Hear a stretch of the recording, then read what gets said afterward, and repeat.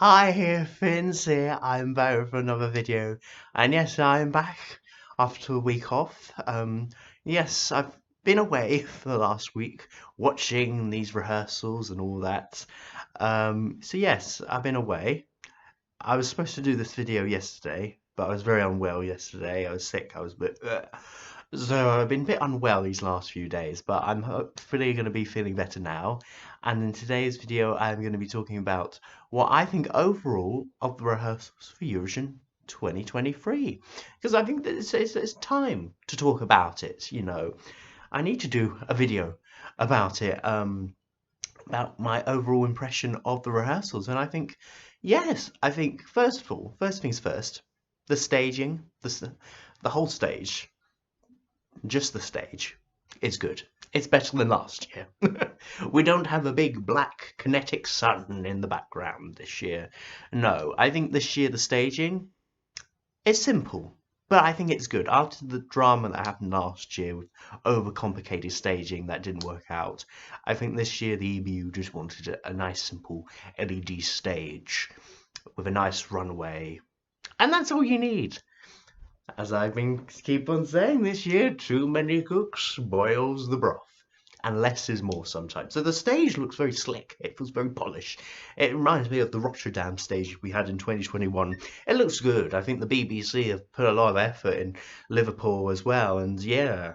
And it was opened by King Charles III and the Queen Consorts Camilla. Or is it Queen Camilla? Yes. I'm surprised she's going to be called Queen Camilla, considering um, it was never King Philip. Playing the Queen. Anyway, that's a conversation for another day. Anyway, the coronation's tomorrow, so wave your flags in the air. Anyway, so what do I think of the rehearsal so far? I think actually I'm overall impressed. There's not really that many really awful stagings. I think this year a lot of countries have upped their games. So let's start off with the growers, the biggest improvements. Um, with the staging, which countries impressed me the most, which countries improved from my original thought of them and improved with staging. I've got to say, Ireland really grew on me. A song that I didn't really care much about before rehearsals, and now looking at the staging, I'm saying, go on, Ireland, come on, I wouldn't mind you seeing you in the final. I mean, to be fair, I think if they still do qualify, I think it will still be 9th or 10th because it's still a borderline entry. But I like actually the goal look, the LED hand on the floor, it looks promising. I like the camera shots. Yeah, I think the stairs are a bit pointless. I don't know what the point of that is, but I'm thinking, Ireland, could do better than people think. I wouldn't be shocked if they get through now than before. Another grow on me, Belgium. Belgium really stepped up. I think three backing vocalists on stage is wonderful. I think it gives it life, and they've introduced a new a Vogue dancer on stage, which will either go one way or the other. It will either be quite distracting, or it really lifts the performance up. And that's for the moment, it's not distracting. It kind of elevates the performance. And the stairs. I think Belgium have used stairs which help the performance because you need a lot of movement in that song. While Ireland, I don't know why you have stairs in the background. But anyway, maybe we haven't seen the full 3 minutes. Might explain everything else. But no, I think yeah, Belgium really improved on me. I've got to talk about Poland. Poland, they're trying.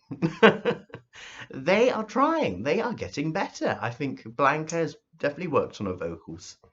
I think it was quite clear in the national selection she had technical difficulties. And yeah, actually, they've given this quite cool staging with the colours and the dance break in the middle of it. And yeah, it actually looks quite cool, actually, and quite summery. And I think, it's nice that there are people that do like the song. There are less haters of the song. I still think it might, I do get the willies whether her vocals are going to be on point on the night still. I do have that hesitant thought about is this too good to be true for Poland to get through this year? But no, it's in a better place than it was before. And another grow on me, I have to say, Iceland, Deja, she kills it with those vocals. And yes, just the staging, like, it just works. It just, and that turntable. Oh, and the power, she's got that power. My girl didn't disappoint from Iceland. And you know what? With those vocals, she deserves a place in the final. I know what people are thinking. They're thinking, oh no, Iceland is out, but I think she's still got a chance. And I know Iceland don't have many friends in the semi, but you can be from anywhere and like that song. You could be from Armenia and like the song. You could be Lithuanian and like the song. You could be from Poland and like the song. You know, you know, you can be from the UK and like the song. It's like I am. So don't rule out Iceland. I think Deja has really got on point. For the ones that disappointed me the most with their staging, Romania. I still don't understand it. I still find it a bit shouty. Mind you, Romania wasn't a one that I was really rating about before rehearsal, so I don't know if you can call it disappointment or not. I guess my biggest disappointment this year is sadly saying Greece, because I really like the song more than I do Romania, so maybe that's more of a disappointment. But I don't get the faces in the background. I don't get why we get multiple victors on the LED background. I don't get the styling. Why has he come as a camp ranger or a scout leader? Why is he dressed like Steve Irwin? You know, Steve Irwin's son. Is it Steve Irwin that got killed by the stingray? I'm getting the names right up. Anyway, I just don't think it works. And what I've seen with those rehearsals, those vocals are a little bit shaky. Do you think it was right for the Greek delegation not to send Victor out on any of those pre-parties? Is another Andromache, the lack of experience singing that song. I hope, Victor's still in a chance of qualifying. But I'm concerned about Greece this year. I am concerned. Um, I'm just concerned knowing it's a televote show and oh, I'm worried. I'm worried for Greece, but I hope he does go through. He's only 16 years old. I know everybody goes on about it, but it'd be so horrible to see a 16-year-old not qualify. It's just be so awful. So, yeah. Other disappointments? I've got to say, Estonia, I was expecting more. Estonia, I was expecting more. Um, the performance is kind of weird. I think I preferred it from the national selection way, how it's executed, because in the nationals, it no, in the on the actual Eurovision stage, what she's done is that they put the piano near the audience on that runway, and then she leaves the piano behind. It's like a bit pointless. Like, just what's the point of bringing a piano on stage? And then she like goes back to the end part of the stage, and it feels weird because it feels like she's turning her back on the audience, if you know what I mean. Like, it doesn't feel like, in the national final, she ended up walking down the runway at the end of the performance. Now, at the end of the performance, she's running back up the runway and turning her back on the audience. So it does feel weird that we have a back on her during the end. It's like she wants to climb those bridges, not go away from those bridges. She's trying to build bridges, not burn bridges down. Um, so maybe there's a camera leading her to the main part of the stage, but I do kind of wish they swapped where the piano is. Personally, that's just me personally. Um, and Netherlands was an interesting one the other night, seeing their second rehearsal and full clip. I mean, the staging's nice. I like the turntable. They got better every time. I do wonder their harmonies though. Are they really on point? Like, it feels like Dion and Mia have two different voices that don't harmonize well always. But I think they have got better gradually as time has gone on. For my biggest winners of the rehearsals, I've got to say Armenia looks stunning. Armenia with all those colours and those projections, it looks stunning. It feels like kind of shows, you don't need her to move around. You could just have her with all those cool colours in the background. It looks stunning. Armenia, You're going to the final. I can't stand people saying Armenia, no, you're not qualifying because you got the number two spot. I'm so sick and tired of hearing that. Like, did the number two spot hurt Nadine Biola? Did it hurt Calliope? Did it hurt Brigitte? Did it hurt Genealogy? Did it hurt Nathan Trent? Of course it didn't. They all performed in the number two spot and qualified. Brunette is qualifying for the number two spot, and you know what? I would feel worried for the countries surrounding her, Denmark and Romania. You know, hold your breath. You know, Armenia, you're going through. There's no way in that week's semi-final. There is no way Armenia is getting left behind. Trust me. Like they're gonna leave Armenia out to the end to go out, but no, Armenia, you're going through. Other winners, Finland. Finland has elevated. I like the box, the dancers inside the box, and Carrier thinking outside the box. I think it's very creative.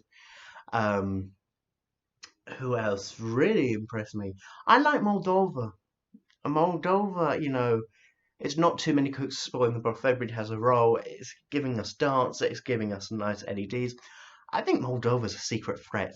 Never underestimate the power of Moldova. Never underestimate the power of Pasha Pafani. Israel. Oh, Israel. Noah Carell. That woman can dance. I mean, that dance break just, oh, that woman, you know. She can make it work. She can make it work, you know. People are saying, oh, this is five songs mixed into one, but she can prove she can do it. IQ couldn't do that with three songs into one, but Noah Carell can with her song Unicorn. Israel's excellent. That's going through. Like Israeli people shall be proud of that. And Sweden, I know people have said the box looks smaller, but I don't think it matters because you still can project all the projections on it. And to be fair, at least they can kind of do what they did in Melfest.